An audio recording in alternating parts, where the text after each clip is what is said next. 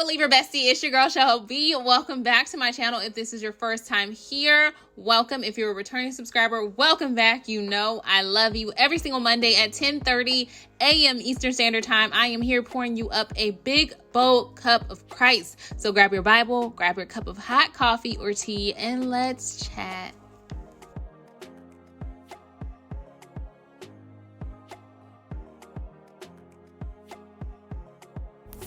Today's scripture reading is Matthew chapter 9, verse 20 to 22.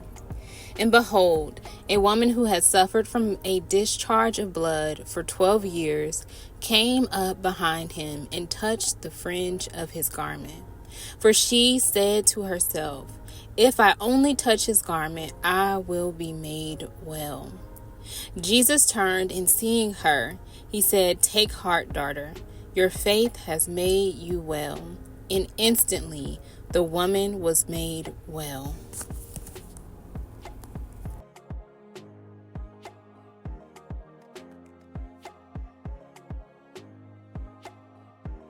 Today's standout scripture is Matthew chapter 9, verse 22. Take heart, daughter. Your faith has made you well. And because I've read this verse quite a few times, I really wanted to take some additional time when I was studying today to define the words that stood out to me. And heart was one of the words that stood out to me. And so when I looked up heart specifically for Matthew chapter 9, verse 22, my Strong's definition that I pulled up was to have courage and to be of good cheer. So if we traded those out, Jesus is saying, take courage, daughter. Your faith has made you well. Have good cheer, daughter. Your faith has made you well. And then I also defined faith because I just felt like it was such a key verse for this specific scripture. Such a key word for this specific verse. And when I looked up faith, it was a pretty long Strong's definition. So I just jotted down some of the words that stood out. And it defined faith as reliance upon Christ for salvation, assurance, belief, and fidelity. And that is Strong's number G4102. So if we use our Strong definitions to say this verse is saying, to have good courage, daughter, for your reliance upon Christ for your salvation has made you well. I'm going to say it one more time with a few different words. Have good cheer, daughter, for your faith. I messed that one up. Let's try it again. Have good cheer, daughter. Your assurance has made you well.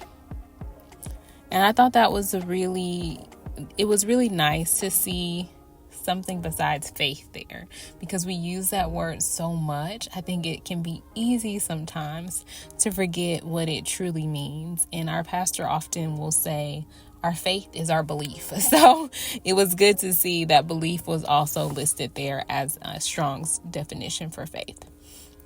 All right. So my observations from today is Jesus had been approached by Jairus, who was a ruler, and Jairus was begging Jesus to save his daughter's life because Jairus' daughter had died, and he believed that if Jesus laid his hands on her, that his daughter would be saved and that she would live. And as Jairus and Jesus are having this conversation, and Jesus is, telling him, take me to your home, a woman who had suffered from an issue of blood for 12 years comes up behind Jesus, and she touches the fringe of his garment. Although it was crowded, Jesus felt the power go out from him and asked, "Who touched me?"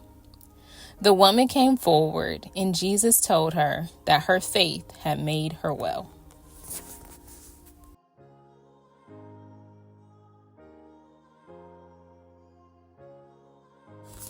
My application from today: so often when we think of miracles, we think of it being something that others can see. But this woman, she was believing to be healed of an issue that no one could look at her and know she had.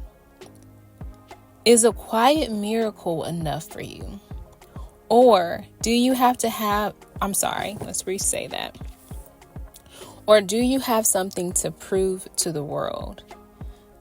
Jesus comes to set us free. It is for you. The miracle isn't about anyone else. It's personal. And of course, y'all know when I'm writing these questions, it's really not to y'all. It's more to myself of like, is the miracle I'm waiting on something I'm waiting on because I want to prove to everybody else that, no, I really am that girl. Like Jesus really talks to me. He really loves me. And I want everybody to know. Is it that kind of miracle that I'm waiting on? Or am I making the miracles that I'm waiting for? Is it personal? Is it something that's really just for me? Is it something that's really just about what I believe he desires to do for me? And so it was a question truly to myself. But of course, as I always do, I would encourage you to reflect as well. Each of us are waiting on something from God. I mean, there is no season in life when we're not waiting, expecting something from God. So I would just encourage you today to think about, the thing you are waiting on, the miracle that you have been praying for, the miracle you've been fasting for, the miracle that you've been standing in the gaps for others for. Are you waiting on it in hopes that others will see it?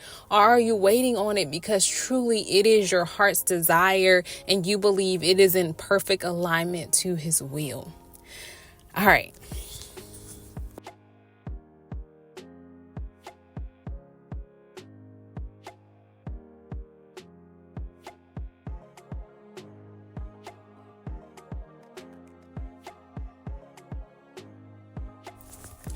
Dear Heavenly Father, Adonai, we just bless your holy name. We pray that today you would give each of us spiritual eyes to see the miracles that you have already given us.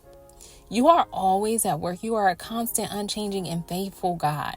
So there is no doubt in my mind, in my heart, in my soul that there is not a miracle you've already done for me. So I pray that not only would you open my eyes, but that you would open each and every person who can hear this prayer today eyes to see the many miracles you have already done for us. No matter how small or big, I pray that you would give us hearts that are grateful for each and every miracle from you. Because we know that every good and perfect gift is from above. And we are so grateful to be your creation. We are so grateful to be loved by you. In a world that's filled with so much darkness, that is so tainted, that is so filled with hatred, that is so disturbing. In a world that is filled with just so many things that are unlike you, Father God, let us take hold to every good and perfect gift that you have put in our lives. Whether it be from a day ago, a year ago, 10 years ago, Father God, let us take hold of the miracles that you have done, not only in our lives, but in our prior generations, and let us just glorify you for who you are, who you've been throughout the entirety of time, Father God. For there's no time in this world where you did not exist, and you have been a miracle worker since the very beginning of our existence. So, Father God, let us not lose hope as we go through our tribulations, Father God. Let us be reminded that in our suffering, we are becoming more like Christ. So if we have to suffer in this life, Father God, we can have hope simply in knowing that we have been granted the perfect gift of eternal life because of Jesus' sacrifice on the cross. And we know with that eternal life, you are returning this world back to what you created it to be, back to the perfect Garden of Eden. And so we can have hope in that. Despite what we may be experiencing in this life, Father God, we can still have hope in who you are, in who you've been, in all the things that you have already given us grace that we could never own, that we could never gain in our own right. giving us grace and unmerited favor that we are undeserving of.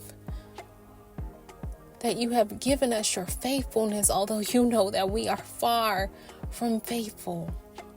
That you have given us the ability to be righteous through the blood of Christ Jesus, because you knew we could never do it on our own. So we just thank you, Father God, and pray for your strength, that we would be like the woman with the issue of blood, believing that if we could just touch the fringe of his garment, that if we could just hear his word again, if we could just repeat and meditate on the words that you have put in our hearts, Father God, if we could just remember your power, Father God, that we would be able to sustain no matter what season in life we are experiencing, no matter if we are being plucked up or planted, no matter if we are mourning or in joy, no matter if we are in pain, Father God, or if we are perfectly healed.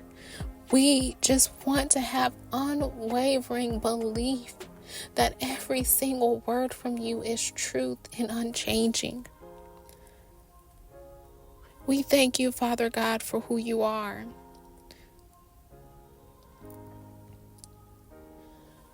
In our day-to-day culture, Father God, let us not lose sight that our belief is not to be wrapped up in spectacles and wild scenarios and unlikely circumstances that are unbelievable to the eyes, but it is those quiet, those unseen miracles that prove your power in our lives. And we pray all of these things in the mighty name of Jesus. Amen.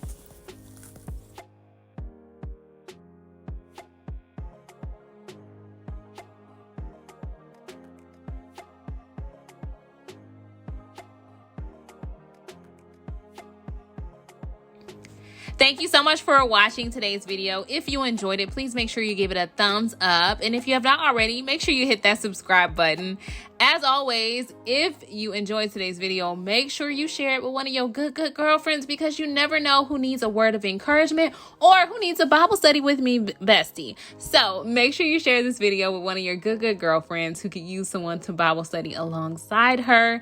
I would truly appreciate it, and I would love to think that your bold believer bestie would appreciate it as well. Until next time, you guys, be bold, be blessed. Bye.